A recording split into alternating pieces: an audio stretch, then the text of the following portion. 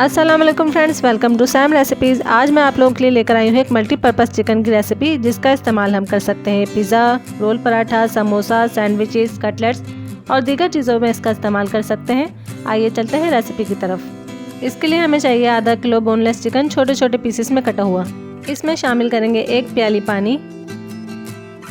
अब इसमें शामिल करेंगे 1 टीस्पून नमक या हस्बे जायका, पिसी हुई लाल मिर्च 2 टीस्पून, कुटी लाल मिर्च 1 टेबल स्पून, वाइट सिरका 1 टेबल स्पून,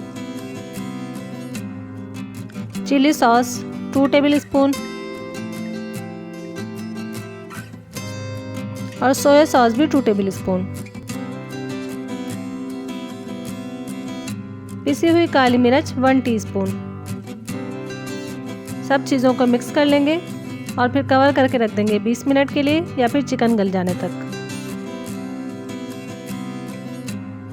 20 मिनट हो गए हैं और चिकन गल गया है। इसका पानी जो एक्स्ट्रा है वो भी ड्राई हो गया है। अब ये बिल्कुल तैयार है हमारा बहुत मज़ेदार सा मल्टीपर्पज़ चिकन। इसे हम ठंडा कर लेंगे।